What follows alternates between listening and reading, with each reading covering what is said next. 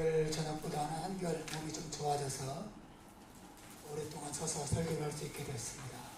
감사합니다. 오늘이 부활주일인데 부활주일 설교를 따로 본문을 정할까 하다가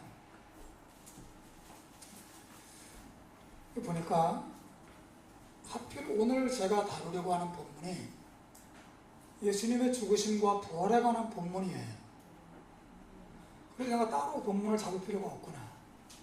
하나님 어떻게 이렇게 시간을 또 딱 맞춰서 빌립보서 설교의 스피드와 순서와 이 부활주의를 맞춰주셨을까, 그런 생각을 하면서 참 은혜를 받았습니다. 하나님께서 이 빌립보서 설교를 귀하게 쓰시고 계시는구나, 인도에 가시는구나, 그런 생각을 하게 되고 하나님 앞에 정말 감사하는 마음을 가졌습니다. 우리가 지난주에 사도 바울의 위대한 고백, 내게 사는 것이 그리스도니라고 하는 내용을 우리가 생각했죠. 바로 앞에 있는 구절이었죠. 내게 사는 것은 그리스도니 죽는 것도 유익함이니라. 내게 사는 것이 그리스도니라고 하는 고백 안에서 사도 바울은 자신의 삶에 있어서 산다는 것이 무엇인지 설명한 바 있어요. 피아니스트들에게 있어서 산다고 하는 것은 피아노죠.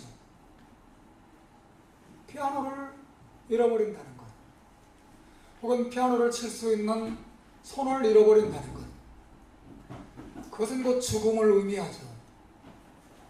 화가들에게 있어서 산다는 것은 그림을 그리는 일입니다.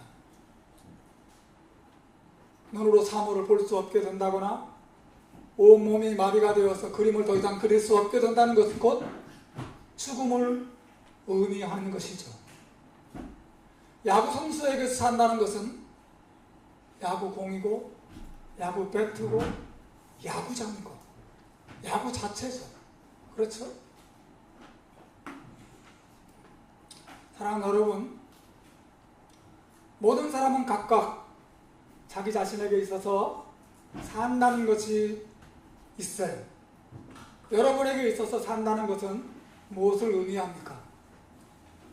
사도 바울에게 있어서는 산다는 것은 곧 그리스도였어요. 그분을 잃어버린다거나 그분 없이 산다는 것은 상상할 수 없는, 예수 그리스도 자신이 바로 사도 바울에게 있어서 삶의 전부였다는 말이죠. 내게 사는 것이 그리스도니 라고 하는 말이 그것을 의미해요. 내게 있어 산다는 것, 먹는 것, 마시는 것, 사람을 만나는 것, 일하는 것, 그래서 돈 버는 것, 직장을 갖는 것, 모든 것들 다 산다는 것에 부분을 이루고 있지만 그 중심이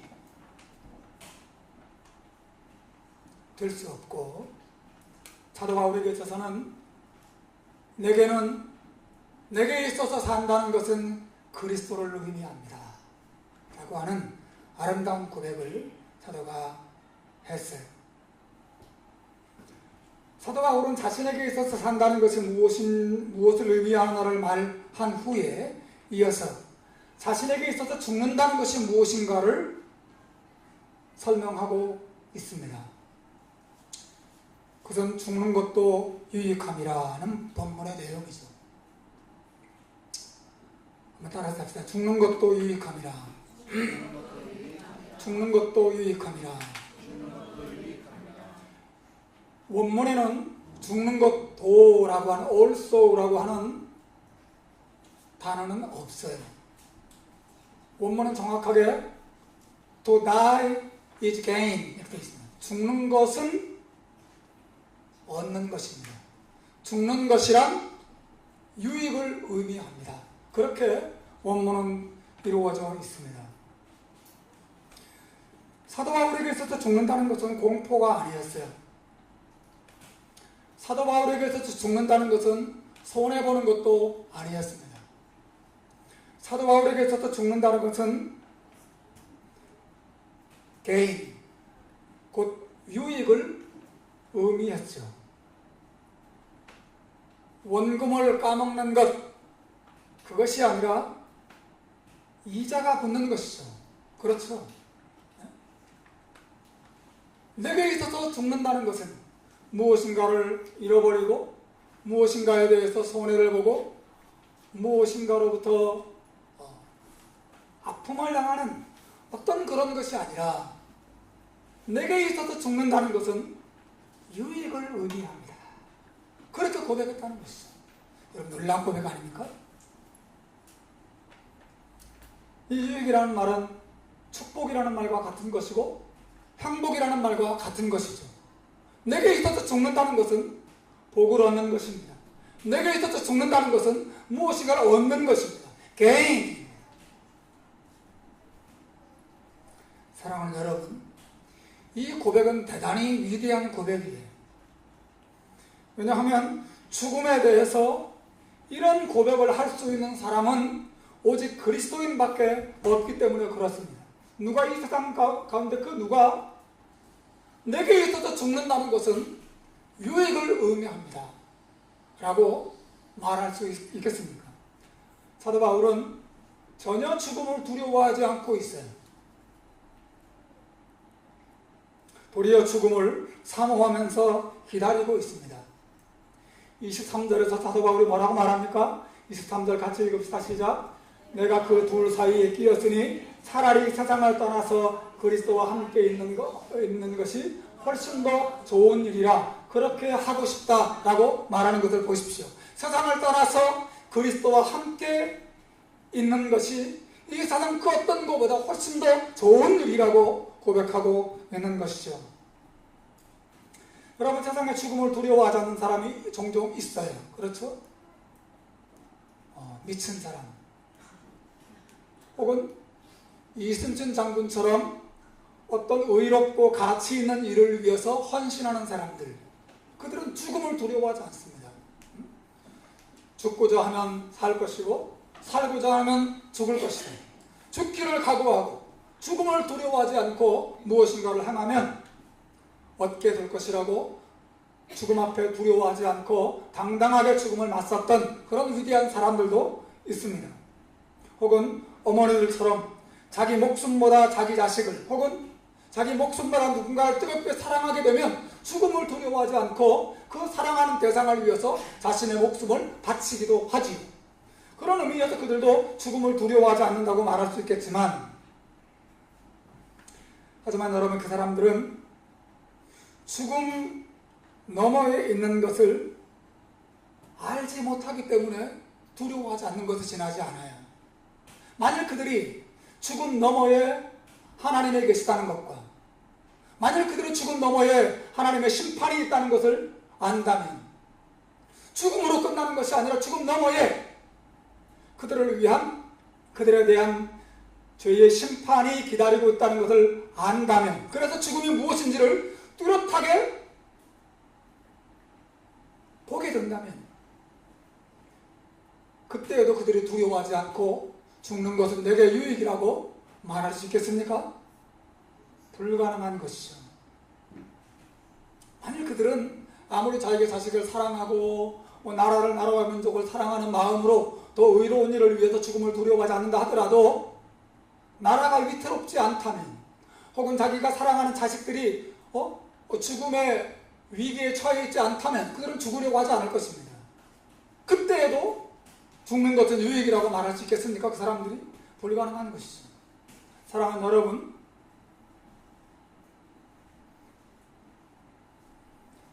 죽음을 향해서, 죽는 것을 향해서 죽는 것은 내게 유익이라고 말할 수 있는 사람은 오직 그리스도인밖에 없어요. 사도 바울은 지금 로마 감옥 속에 죽음을 앞두고 있습니다. 그 죽음을 앞두고 사도 바울이 죽는 것은 내게 유익이라고, 죽는 것은 내게 축복이라고, 죽는 것은 나에게 참 자유를 주는 것이고 나를 영광으로 인도해 가는 것이라고 담대히 말할 수 있었던 것은, 그가 다른 사람보다 용기가 더 많았기 때문이거나 혹은 다른 사람보다 더 죄가 없었기 때문이 아니죠. 그가 죽음을 향해서 죽는 것은 유익을 의미한다고 말할 수 있었던 이유는 단 하나밖에 없어요. 그것은 예수 그리스도 때문에 그랬습니다. 여러분, 바울 사도는 예수님을 알았어요. 여러분도 아세요? 사도 바울은 예수님을 알았고 예수님이 자신을 위하여 죽으셨고 우리 자신의 모든 죄가 용서되었고 그분이 십자가에 죽으셨을 뿐 아니라 다시 부활하셔서 그 하나님의 나라에 자기를 기다리고 있다는 사실을 알았기 때문에 그는 두려워하지 않고 주저하지 않고 죽음의 열차를 타고 그 나라로 가고 싶었던 것이죠. 예수 그리스도 안에서 완전한 죄의 사함이 있고 예수 그리스도 안에서 완전한 구원이 있다는 사실을 믿었기 때문에 사도 바울은 죽음 앞에서도 죽는 것은 내게 유익이라고 고백할 수 있었던 것이에요.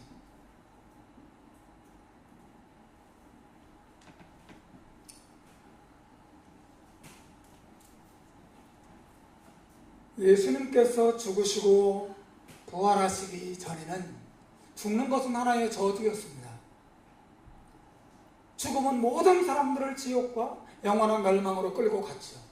그러나 예수님께서 오셔서 십자가에 죽으시고 모든 죄를 처리하시고 우리가 무덤에 묻히셨지만 그러나 예수님의 무덤에 머물러 있지 않고 부활하셨죠. 여러분, 부활이 무엇을 의미합니까? 여러분, 예수님 부활하셨습니까? 예수님 부활하셨습니다. 예수님은 부활하셨다는 것은 무엇을 의미합니까? 여러분, 죽음이 왜 예수님을 붙잡고 있지 못했을까요? 예수님이 훨씬 더 힘이 세서 그랬을까요? 힘이 셌다면 예수님은 죽으실 필요가 없는데 그분이 죽으셨잖아요. 여러분, 왜 죽음이 예수님을 붙잡고 있지 못했을까요? 예수님을 풀어놓을 수밖에 없었을까요? 죽음이라고 하는 것은 죄의 결과거든요. 죄의 대가예요. 무슨 말인지 알겠어요? 죄가 있는 곳에 죽음이 힘을 발휘합니다. 그러나 죽음이 더 이상 예수님에게 힘을 발휘하지 못했던 이유가 뭐예요? 죄를 다 처리하셨기 때문에 그렇습니다. 예수님이 모든 죄를 위해서 죄의 대가를 다 받으셨고 모든 죄가 용서되었기 때문에 죽음이 예수님을 붙잡고 늘어질 수가 없었어요. 그러므로 여러분, 예수님의 부활은 모든 죄가 용서되고 구원이 완성되었다고 하는 분명한 증거로 나타나고 있는 것입니다. 사랑하는 여러분, 예수님은 그렇게 죄를 해결하시고 죽음을 해결하시고 다시 부활하시고 그리고 승천하셨죠. 이 예수님을 믿는 믿음을 가진 사람이 아니라면 그 누구도 죽음 앞에서 죽는 것은 내게 유익이라고 고백할 수가 없어요. 사도 바울은 그 예수님 때문에 이 고백을 할 수 있게 된 것입니다. 바울은 말합니다. 내가 죽어서 그리스도와 함께 있을 소망을 가진 것이 내게 훨씬 더 좋다고 고백하고 있습니다. 이런 고백이 죽음의 모든 두려움 앞에서 여러분에게 있기를 주님의 이름으로 축원합니다.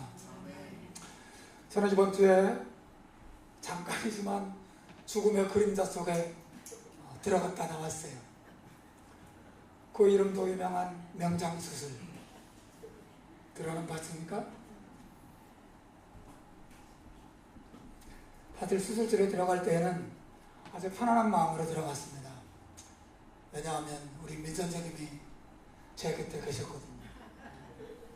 편안한 마음으로 수술실에 들어갔어요. 사실은 배가 아파서 수술실에 들어가는 일보다도 혹은 수술을 받는 그 일보다도 내가 왜 배가 아플까? 왜 배에 무슨 문제가 있는 것일까? 그 원인이 밝혀질 때까지 그 시간이 훨씬 더 제게는 좀 불안하고 힘든 시간이었습니다. 배가 아프기 시작한 것은 사실은 제가 CT를 찍기로 결정하고 약 2주 전부터 계속 진행됐거든요.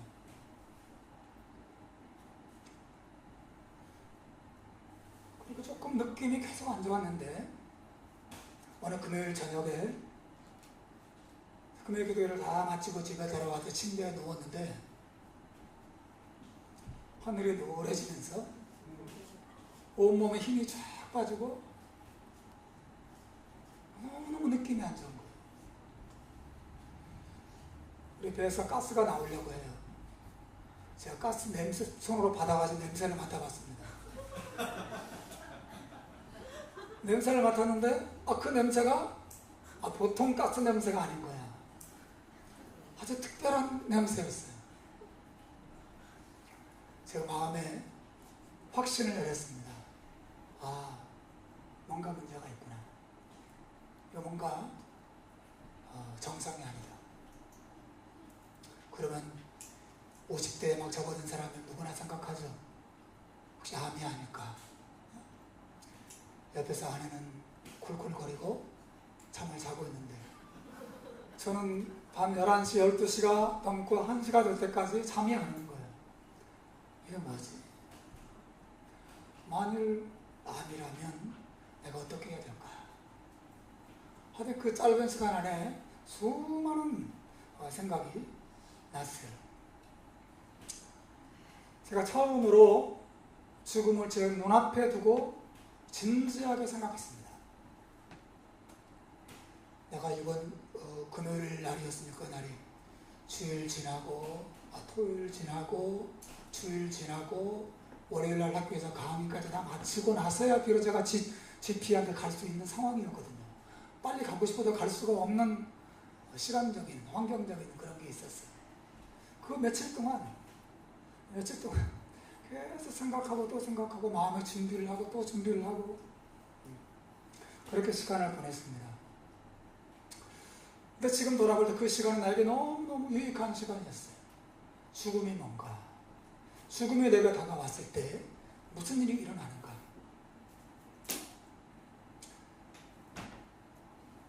죽음을 생각하니까 가장 먼저 제게 떠오른 것은 내가 가장 사랑하는 사람들과의 이별이 제일 먼저 떠오르더라고요. 아내와 그리고 아이들과 그리고 사랑하는 우리 혜린교회 식구들과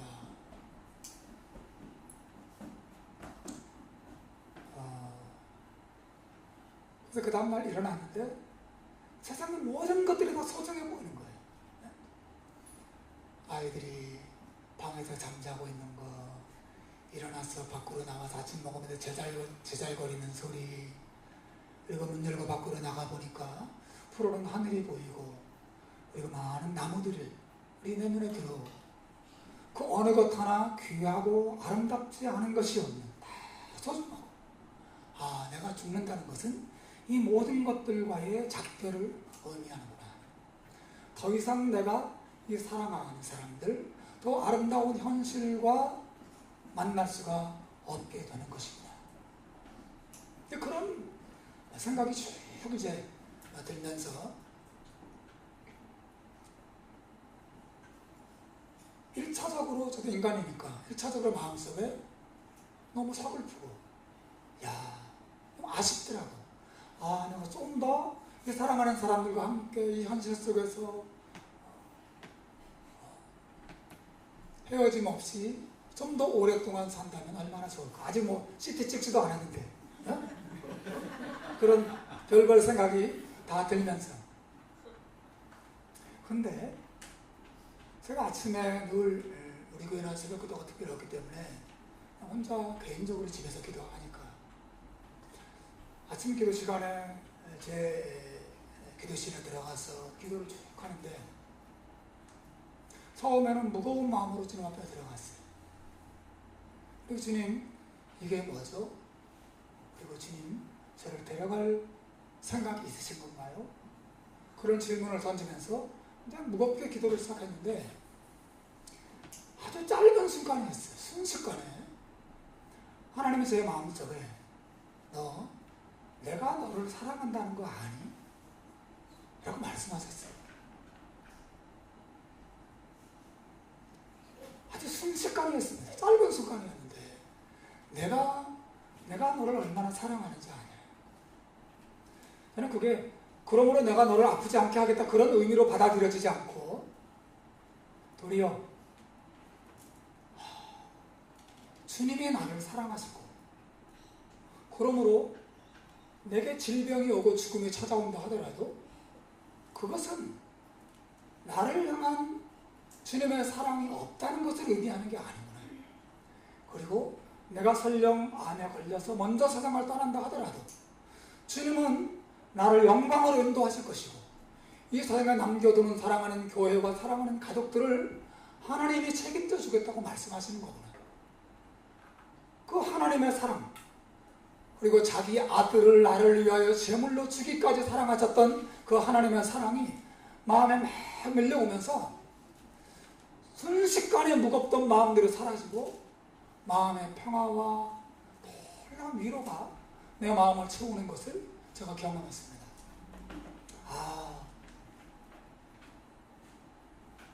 죽음을 이길 수 있는 힘이 하나님의 사랑에서 나오는 것이구나. 그 설교를 준비하기도 전이었어요. 죽음을 이기는 힘, 죽음의 모든 두려움, 죽음의 모든 슬픔, 이별의 모든 고통을 넉넉하게 이기는 힘이 하나님이 나를 사랑하시고 내 인생을 붙잡고 있다고 하는 이 믿음에서 나오는 것이구나. 그래서 생각하면서 정말 하나님 앞에 감사와 찬송을 드리고 그리고 CT를 찍으러 화요일날 갔고 암이 아니라 맹장이라는 진단을 받으면서 수술을 결정하게 된 것이죠. 사실은 그 명장 수술은 가벼운 것이지만 그 과정 속에서 하나님께서 저로 하여금 삶과 죽음 그리고 죽음의 모든 두려움과 공포를 이길 수 있는 믿음의 힘이 그 평안과 기쁨이 어디에서 나오는 것인지 한 번 더 경험하게 하시는 좋은 시간을 하나님 갖게 하셨어요. 그래서 죄송합니다만 명장수술에서 별 얘기를 다 하는데 정말 저는 제 마음이 꼭 덤으로 사는 것 같은 느낌이 있어요. 정말입니다. 하나님이 내게 새로운 삶을 또 허락해 주시는구나.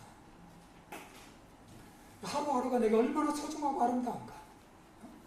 내가 가족들을 만나고 하루에 아침 햇살을 받고 또 주일날 교회에 와서 사랑하는 성도들과 함께 하나님을 예배하는 이 하루하루가 얼마나 소중한 것인가.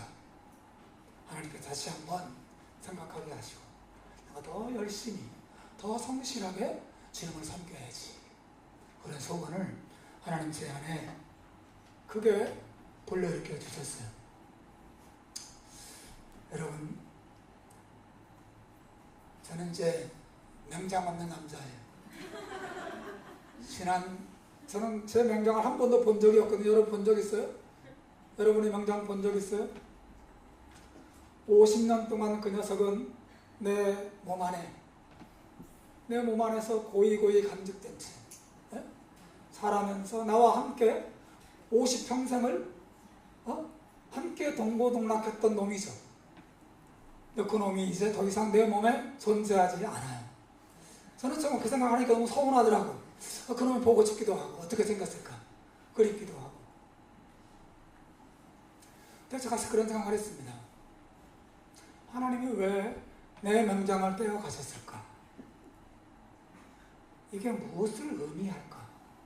하나님이 내 인생을 향해서 뭐라고 말씀하시나? 그런 생각을 했거든요. 그리고 제가 내린 결론이 있습니다. 머지않아서 나는 맹장 하나만이 아니라 내 온 몸을 땅에 묻어야 하는 죽음이 다가오고 있는 것을 보여주는 작은 신호구나. 제가 내린 결론입니다. 지금은 제가 명장 하나만 떼어내어서 버렸지만 곧 내 온 몸이 땅에 눕는 순간이 오겠구나. 제가 그 결론을 내렸어요. 죽음이 내게 다가오고 있구나. 내일 올지 일주일 후에 올지 내년에 올지 나는 모르지만 죽음이 다가오고 있구나. 여러분, 건강하게 살고 올바르게 살고 신실한 믿음으로 사는 방법은 뭐냐? 죽음을 자주 생각하고 죽음을 바르게 생각하는 것입니다. 죽음을 생각해야 삶을 살 수 있습니다. 죽음이 없는 것처럼 살 때 우리는 삶을 허비하면서 어리석게 살 수밖에 없어요. 그러나 죽음이 있고 죽음이 다가오고 있고 나는 그 죽음을 피할 수 없다는 사실을 생각하면 내가 오늘을 하나님 앞에서 어떻게 살아야 될지 배우게 되고 깨닫게 되는 것입니다. 사랑하는 여러분, 여러분이 묻고 싶은 질문이 이것입니다. 여러분 앞에 죽음이 다가왔을 때 여러분이 도저히 그 죽음을 피할 수 없는 상황이 되었을 때 여러분 죽음 앞에서 사도 바울처럼 말할 수 있습니까? 죽는 것은 나에게 유익입니다. 나는 죽음을 떠나서 그리스도와 함께 있게 될 것입니다. 나는 그분과 함께 영원토록 영광을 누리게 될 것입니다. 여러분, 그런 고백을 하면서 죽음 앞에서도 위축되지 않고 찬양하면서 죽음의 열차에, 죽음의 마차에 올라탈 준비가 되어 있습니까? 예수 그리스도께서 여러분의 구원이요, 여러분의 축복이요, 여러분의 소망이 되어 있습니까? 이것이 사도 바울의 삶이었어요. 사는 것은 그리스도니 죽는 것은 곧 유익을 의미합니다.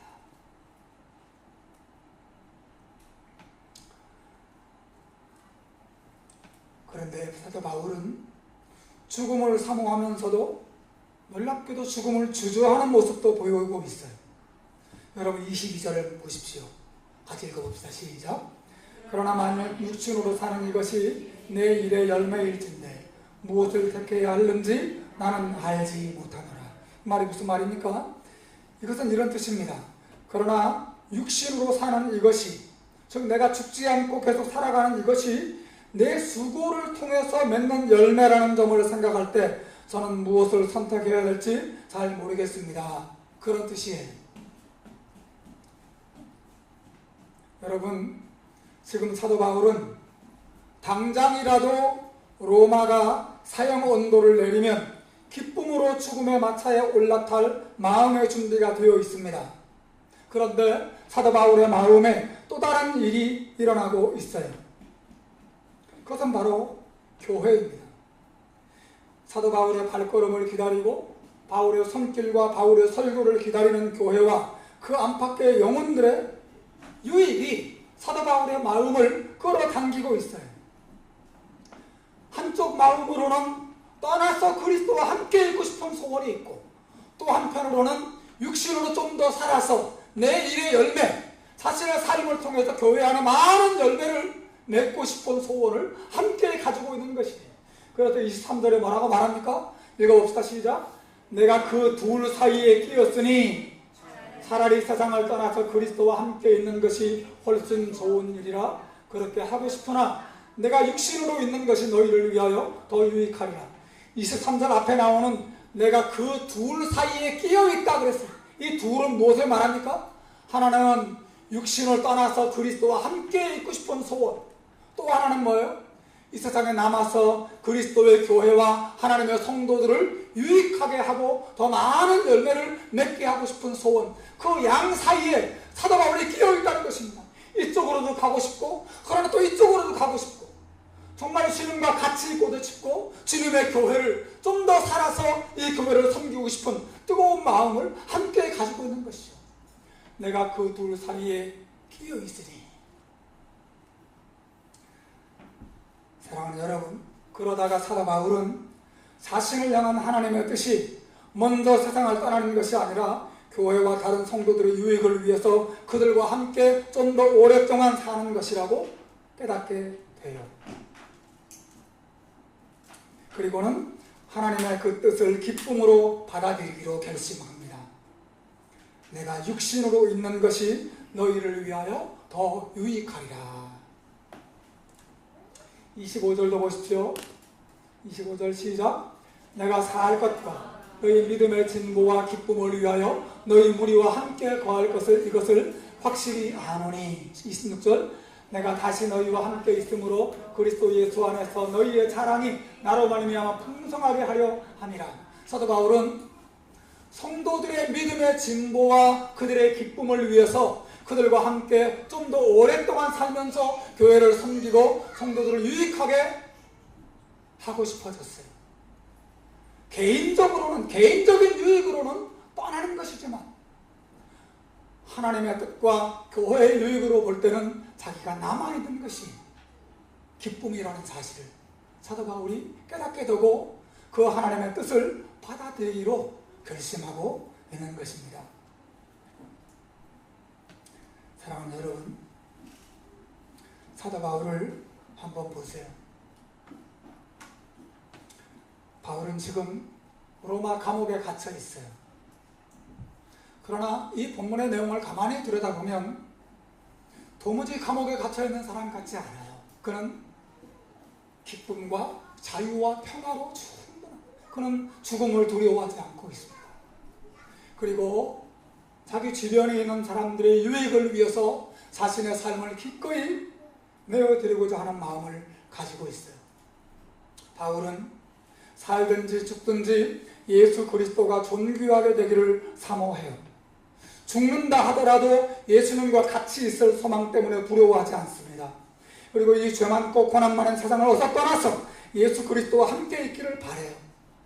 만약에 살게 된다면 사는 것마저도 자신의 유익보다 교회와 다른 사람의 유익을 위해서 자신의 삶을 기꺼이 내려놓을 준비가 되어 있어요.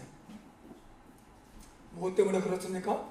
그는 살아도 예수님을 위해서 살고 죽어도 예수님을 위하여 죽고자 하는, 이것이 사도 바울이 감옥에서도 두려워하지 않고 그 힘들고 어려운 환경 속에서도 낙심하지 않을 수 있었던 능력의 비결일 것입니다. 사랑하는 여러분, 여러분 안에 사도 바울의 이런 마음이 있습니까?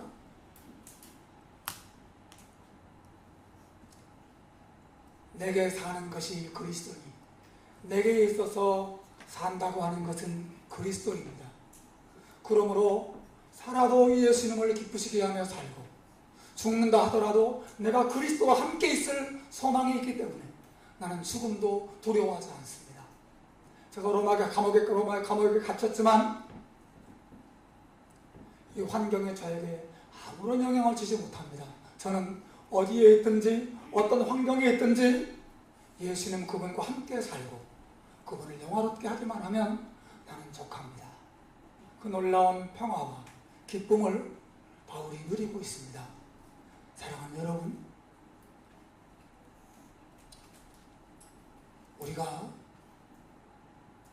삶의 고통이든 아니면 죽음의 두려움이든 간에 이 모든 삶과 죽음이 주는 수많은 어려움과 아픔 속에서 끝없이 불안해하고 두려워하고 낙심하고 고통하는 이유는 단 하나인 것입니다. 우리는 사도 바울이 알고 믿었던 것만큼 예수 그리스도를 알지 못하고 예수 그리스도를 신뢰하지 못하는 데 오는 것이고, 또 예수 그리스도로 우리가 충만하지 못하기 때문에 끝없이 불안해하고 두려워하는 것이. 그러나 여러분, 정말 우리가 예수를 믿되 예수가 어떤 분인지 바르게 알고 그분의 은혜와 그분의 사랑과 또 그분의 구원과 그분의 축복을 온전한 믿음으로 안다면 우리는 어떤 환경이 있든지 사도 바울처럼 흔들리지 아니하고 주님을 섬기고 흔들리지 않고 죽음을 기쁨으로 맞이할 수 있는 능력 있는 믿음의 사람들이 다 될 수 있을 줄로 믿습니다. 말씀 안에서 다시 한번 믿음의 사람으로서 예수님에 대한 우리의 마음과 믿음을 확인하고 또 한 주간 예수님과 함께 동행하는, 예수님을 따르고 그분을 알아가는 귀한 하루하루가 되시기를 주님의 이름으로 축원합니다. 기도하겠습니다.